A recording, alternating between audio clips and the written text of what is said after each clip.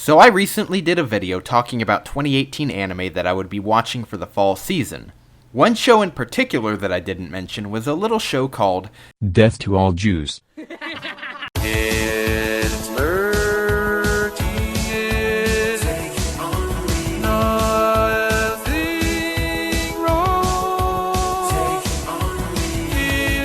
It's lurking in nothing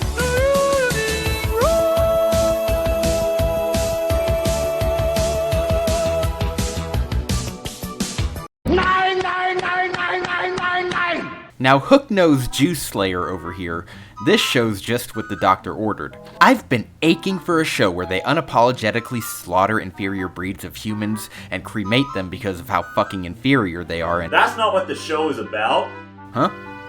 Oh, really? Goblin Slayer. Well, color me confused. Weren't people saying that this was a show akin to racism towards Jews? Are you a fucking pro-lifer? All goblin life is sacred. Goblins themselves have a long history as a Jewish caricature, being hook-nosed creatures who hole up in their caves hoarding wealth. It's somewhat telling that the characterization the series ended up using to create villains of the goblins is basically a hodgepodge of all sorts of racist propaganda from throughout the centuries. Oh. That guy. Are you a fucking pro-lifer? Okay, Goblin Slayer. It was pretty good, I guess. Let's talk about it. I like goblins! What you say? What you say? Goblin Slayer is a currently airing anime that has the entire internet, or at least Twitter, in a collective swirly dunked into the dankest of meme-filled toilets. Mostly from the graphic and violent rape scene.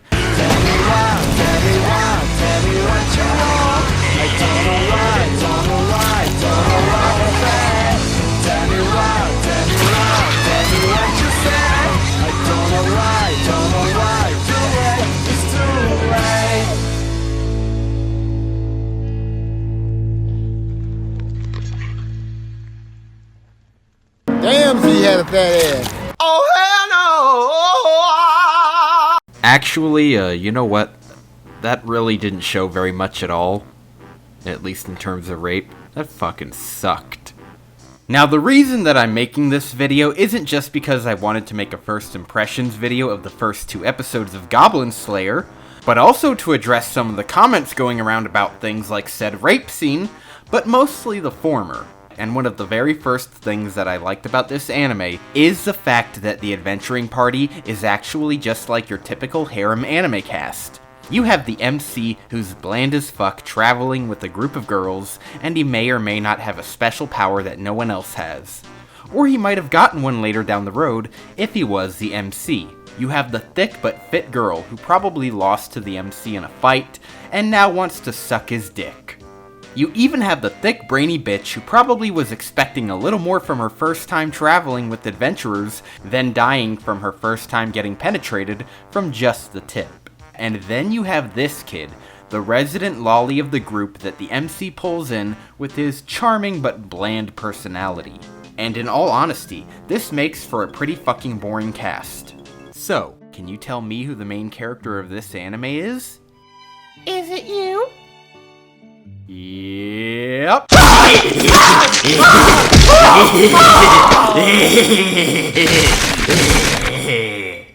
Wait, so who's the main character? That would be me. That's why I'm preferred! So aside from the bland, boring cast of any harem or isekai anime out there getting thoroughly raped, both figuratively and literally, what else do I like about these first 2 episodes? Meh. I like the overall conviction of the main character, the real main character, GS, who's not willing to let some dumb girl's emotions make him do stupid shit, like letting goblin babies live just because they're babies. We kill pests as much as possible because they're pests, and they can overrun anybody's home if left unchecked. Goblin Slayer knows this. At least more so than some internet tranny and their clique of uncultured internet trannies who can't take a good old-fashioned culture slap in their faces. But also I enjoyed the fact that Goblin Slayer didn't go the route of overglorifying teenagers and the youngins by propping them up to be smarter and wiser than we expect, when in reality they're usually dumber than we expect. What I mean is that anime has a tendency to use teenagers in almost all of their works I've seen in recent decades, where there's always some kind of conflict between them and the adults, which tries to play adults off as if they're aging and useless. When if we're talking realistically, the adults would be better than the teenagers at almost every aspect in life that isn't a computer or tech related. Unless we're talking millennials, who majority of the time, even if adults, are pretty useless. In fantasy, the majority of chads are teens, when in reality, chads only ever happen to be grown-ups. You're pretty retarded when you're a teenager. What'd you do with Kyrie? She's part of the darkness now. She doesn't need the light. You're a nobody! Stop it. Get some help. But Goblin Slayer, this Chad over here, he's like 20-something plus, or at least according to the wiki. And that helps me to believe that he actually knows what he's talking about and doing, which he does, mostly.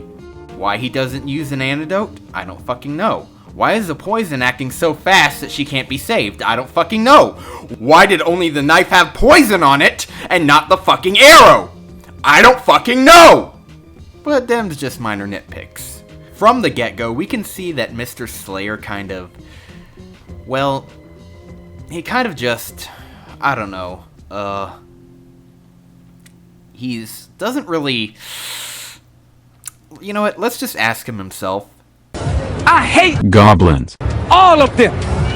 Every last iota of Goblins. I hate it. You're gonna have to kill some. Goblins. You're gonna have to kill some of their babies. And there you have it. One thing that a lot of anime tend to do is to present a person whose goals run on pure hatred in a negative light. Roy Mustang, for example, was presented in a negative light, as if killing one more person who wasn't even human to begin with would have destroyed him because he was killing on pure hatred and a desire for vengeance. Why? He's killed people solely for his country before in Ishval. Why is killing for revenge the thing that's gonna set him down the wrong path? I don't fucking know. But in the case of our Chad of Chads, our Thought Slayer of Thought Slayers, is that his quest for revenge, which is his motivation as shown in episode 2, due to the murder of his entire family and village, at least is presented in a light of, it has to be done. And we're not given some philosophical reason why he has to do it other than I want revenge. It makes sense. He probably never would have bothered to do it, or learn how to kill them to such a degree, if he never had such a traumatic experience putting his mind in a place where learning how to kill goblins was something he felt he needed on a fundamental level. But it's not presented in the light of negativity other than Priestess maybe taking up issue with his methods, such as lighting an entire cave on fire, possibly causing an avalanche or something. It's presented in a light of, this is a job that has to be done, and since no one is taking these goblins seriously enough, and I have a personal hatred, I'm going to learn how to kill them to the perfect degree, and do it with my entire soul filled with hatred for them. Hate in itself isn't a bad thing, it's just how you go about hating something. We hate evil people, right? It's a righteous kind of hatred. He hates a race that's considered purely evil, does purely evil actions, even if one of those actions they have no choice in the matter, due to the absence of any female goblins. Which is related to the rape scene. It's presented at least with a legit reason for why goblins have no choice but to rape. They have no females in their race. Take it as if the Namekians in Dragon Ball Z didn't spit out eggs as forms of reproduction. And if they, well, at least under the assumption of having a lack of this thing, had penises. How would they, as a species, survive? Just because the author didn't choose another way for them to procreate other than similar means to our own, doesn't mean that it's a bad thing. It's just how the author chose to handle it. Not every little detail of a fictional race needs to be that different from ours. One of the things that shows how stupid people really are when it comes to things like rape are when you see people complain as if the very notion of rape is a terrible thing to even talk about. It's not like Goblin Slayer was being pro-rape, and last I checked, fictional waifus that either end up dead or raped have no human rights. Thus, there's no moral problem to be had with making a rape scene especially when it's just there to add fuel to the fire that is the Goblin Slayer's anti-goblin rhetoric. And it's not, despite what some pedantic prick and his equally pricky fat-nosed life partner, who may as well be a stand-in for any goblin in the show, would say, a caricature of the Jewish immigrant. Goblins have long been a mythological race since before the first steam engine was birthed. Even as far back as the 1400s, if my research is correct. Having a nose that's coming right out of the trailer for The Last of Us does not make for a Jewish caricature, without the intention for it to be that way. Goblins are presented in a way that is more akin to an animal, an instinctual breed of creature completely devoid of human thought process, especially a more modern human thought process. Even if you choose to let one of their babies go, he's just going to grow up to be this fat fuck. Just because it can breathe and bleed red blood doesn't mean that suddenly we should be inviting these things to drinks with you and your wife, who may as well, due to you being an idiot, have a sign around her neck screaming, "Super smash me, daddy," while she watches you get the blood drained from your skull and her brain fluids fucked dry by a fat goblin cock. Hey baby, welcome to my swamp. Oh no. So no, I can't agree that rape makes something bad. It's a tool. A narrative tool to bring certain characters together on a common quest. Destroy the goblins in the hope that you can one day rid the world of their kind, and maybe teach a few noobs not to underestimate creatures as dumb as 5-year-olds, because God knows how many 5-year-olds can do this. So overall, Goblin Slayer from a first impression standpoint on the full context of the currently aired episodes, it's not bad. Could have used some work, but overall decent enough for me that I'll give it a passing grade. At least I'll eat some popcorn while watching it and nothing more. It's nothing that blows my socks off. And while I may give Fullmetal Alchemist Brotherhood some flack for giving what I feel to be a ham-fisted message about hatred in Roy's quest for vengeance, it really is what I would imagine to be something that blows me away. Especially since it was hyped up a pretty fair amount. Goblin Slayer, on the other hand, his whole story is told from the get-go. There's really not much build-up for his whole quest on vengeance. It's just kind of a necessity in this case, as it gives a legit reason for him to hate the goblins this much, but nothing to be too invested into emotionally. But we all know the real reason we're watching this show, right?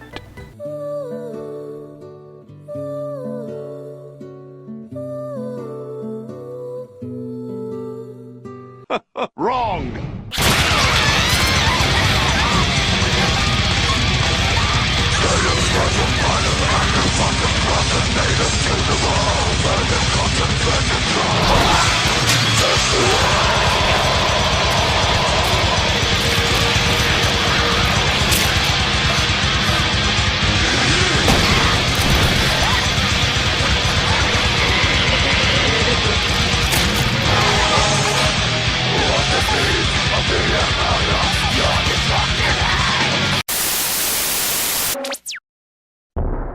I don't like the Jews.